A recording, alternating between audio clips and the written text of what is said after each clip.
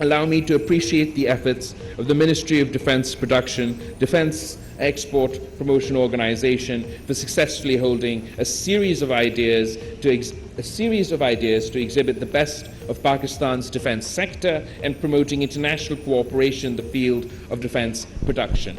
I applaud the continuous support of the federal and provincial ministers, the Pakistan Armed Forces, law enforcement agencies, and the government of Sindh for the successful conduct of this mega event. I am also very pleased to know that the Pakistan Postal Services has issued a commemorative postage stamp to complement the holding of this very special edition of Ideas 2022 in the 75th year of the independence of Pakistan, and I am positive that this landmark event will achieve more progress in the years to come. वज़ीर ख़ारजा बिलावल भुट्टो ज़रदारी ने बैनुल अक़वामी दिवाई नुमाइश ideas 2022 का इफ्तिताह कर दिया। इफ्तिताही तकरीब से खिताब में वज़ीर ख़ारजा बिलावल भुट्टो ज़रदारी ने कहा कि जदीद टेक्नोलॉजी और मसनूई ज़हानत का इस्तेमाल तरक्की की तरफ बहुत मुआवन है।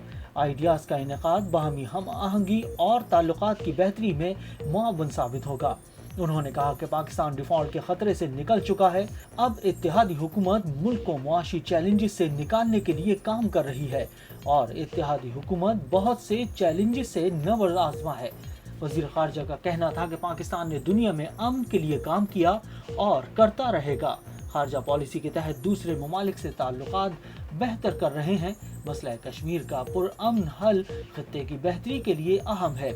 डिफेंस एक्सपोर्ट प्रमोशन ऑर्गेनाइजेशन के मुताबिक 18 नवंबर तक जारी रहने वाली 4 रोज़ा नुमाइश में दुनिया के 64 ममालिक अपनी मसनूआत के साथ शरीक हैं, जबकि रवा साल के आइडियाज़ में पाकिस्तान समेत 51 ममालिक के 285 वफूद भी शरीक हो रहे हैं। नुमाइश में ऑस्ट्रेलिया, रोमानिया और हंगरी पहली मरतबा शरीक होंगे। इंतहाई अहम seminar intelligence in defence market का इनेकाद भी किया जाएगा। एक्सपो सेंटर के 6 हॉल्स के अलावा 3 मार्कीज भी कायम की गई हैं, जिसमें एक मार्की कश्मीर के नाम से मंसूब है, जबकि कराची के शहरियों के लिए साहिल पर निशान पाकिस्तान के मकाम पर 17 नवंबर को कराची शो का भी इनेकाद किया जाएगा। सी व्यू पर ड्रिल्स मुनक्किद की जाएंगी। वज़ीर ख़ारजा बिलावल भुट्टो ज़रदारी ने कौम को खुशखबरी सुनाते हुए ऐलान किया है कि बरतानिया ने पाकिस्तान को हाई रिस्क थ्रेट ममालिक की फहरिस्त से निकाल दिया है। फाइनेंशियल एक्शन टास्क फोर्स के एक्शन प्लान्स पर जल्द अमल के नताइज में बरतानिया ने ये इक़दाम किया है। बिलावल ने मजीद कहा कि बरतानिया ने ये इक़दाम 21 अक्टूबर के FATF के फैसले के नतीजे में किया है। इस हवाले से बरतानवी दफ्तर ख़ारजा की जानिब से जारी बयान में कहा गया कि बरतानिया में मनी लॉन्ड्रिंग, दहशतगर्दी की फाइनेंसिंग रोकने की पाकिस्तान की कोशिशों का एतराफ़ करता है। ख्याल रहे कि financial action task force FATF ने 21 अक्टूबर 2022 को पाकिस्तान को ग्रे लिस्ट से निकाल दिया था। इक़्तिसादी राब्ता कमेटी ने छोटे किसानों के लिए कर्जे कामयाब जवान प्रोग्राम में शामिल करने की मंजूरी दे दी। छोटे किसानों को कामयाब जवान प्रोग्राम के तहत बिला सूद कर्जे मिल सकेंगे।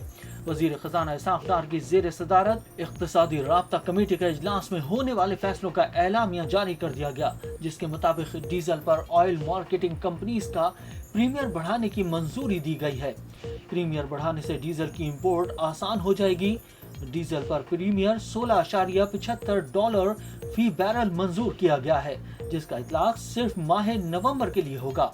कमेटी ने शमसी तवानाई के प्रोजेक्ट की जल्द तकमील के लिए कानूनी तरामीम की मंजूरी दी है। मुतबादिल तवानाई तरक्याती बोर्ड और सेंट्रल पावर परचेज अथॉरिटी कवानीन में तरामीम कर सकेंगे। किसान पैकेज के तहत ज़र कर्जे 1802 अरब करने की मंजूरी दी गई है। DAP की बोरी की रियायती कीमत 11,250 रुपए करने की मंजूरी के साथ साथ 3 लाख ट्यूबवेल शमसी तवानाई पर मुंतकिल करने के लिए बिला सूद कर्जे की मंजूरी दी गई है। कमेटी ने छोटे किसानों के लिए कर्जे कामयाब जवान प्रोग्राम में शामिल करने की मंजूरी दी। छोटे किसानों को कामयाब जवान प्रोग्राम के तहत बिला सूद कर्जे मिल सकेंगे। ये नामुमकिन है किसी का तसव्वुर करना कि एक मफरूर, एक सजा याफ्ता आदमी मुल्क के इतने अहम फैसले करेगा। ये किसी मुहज़्ज़ब माशरे में नहीं होता। اور اس سے بھی بڑی بات کہ جو شہباز شریف پرائم منسٹر ہے, کیا اسے نہیں پتا کہ اتنا سینسٹیو معاملہ جو کہ آرمی چیف کی سلیکشن کا, یہ کیسے ایک مفرور اس سے کیسے کنسلٹ کر سکتا ہے؟ یہ آفیشل سیکرٹس ایکٹ کی وائلیشن ہے, اور اس کے اوپر ہم اپنے وکیلوں سے بات کر رہے ہیں, ہم اس کے اوپر ایکشن لیں گے, کیونکہ یہ کیسے اتنی بڑی اتنی امپورٹنٹ پوزیشن پاکستان کی نیشنل سیکیورٹی کے لیے آرمی چیف کی جو پوزیشن ہے وہ اتنی امپورٹنٹ ہے, یہ کیسے اس مفرور کے سامنے پاس بیٹھ کے ڈسکس کر سکتا ہے؟ اربوں ڈالر اس نے باہر رکھا ہوا ہے, اور پھر NRO کیسے لینا ہے, اس پیسے کو بچانا کیسے ہے؟ جس آدمی کا اصل مقصد یہ ہو, کیا وہ فیصلہ کرے گا کہ پاکستان میں الیکشن کب ہونا ہے؟ آرمی چیف کی تعیناتی پر مفرور سے مشورہ, خفیہ ایکٹ کی خلاف ورزی ہے, قانون کی کارروائی کریں گے. سابق وزیر اعظم عمران خان کا بڑا بیان آ گیا. دنیا کے کس ملک میں ہوتا ہے کہ مفرور شخص ملک کی سیکیورٹی سے متعلق اہم فیصلے کرے؟ اس پر قانونی کارروائی کے لیے ہم اپنے وکیلوں سے بات کر رہے ہیں, اس پر ایکشن لیں گے. آرمی چیف کی اتنی بڑی پوزیشن پر وزیر اعظم ایک مفرور سے کیسے بات کر سکتا ہے؟ الیکشن ہوں گے یا نہیں ہوں گے, یا کب ہوں گے, آخر میں ہوں گے یا جلدی ہوں گے؟ کیا وہ مفرور سزا یافتہ الیکشن کے اہم معاملے پر فیصلہ کرے گا؟ عمران خان نے کہا کہ وہ شخص آرمی چیف کا تقرر اپنے مفاد کے لیے کرے گا, میرٹ پر نہیں. میں نے سائفر قومی سلامتی کونسل پارلیمنٹ میں رکھا ہوا ہے. صدر نے cipher chief justice of Pakistan کو بھجوایا ہوا ہے. کابینہ میں رکھا گیا. سفیر اسد مجید نے شہباز شریف کے دور میں قومی سلامتی کمیٹی کو بتایا کہ ڈونلڈ لو نے دھمکیاں دی تھیں کہ عمران خان کو ہٹاؤ. چیئرمین PTI عمران خان کا کہنا ہے کہ ایک پروپیگنڈا سیل غیر ملکی میڈیا کو دیے گئے ان کے انٹرویوز میں سے چیزیں چن چن کر نکال رہا ہے اور اچھال رہا ہے. عمران خان نے مزید کہا کہ شہباز شریف کی صدارت میں ہونے والے قومی سلامتی کمیٹی اجلاس نے بھی تائید کی کہ ہاں انہوں نے مداخلت کی. جب بات کر رہے ہیں آگے چلنا ہے تو ہم تو چاہتے ہیں کہ ہمارے تعلقات اچھے ہوں. جتنے ہمارے اچھے تعلقات ہوں گے دشمنیاں کم ہوں گی, تجارت کریں گے, خوشحالی آئے گی. یہ بات میں 26 سال سے کہہ رہا ہوں کہ دوستی سب سے چاہتے ہیں لیکن غلامی کسی کی نہیں کریں گے.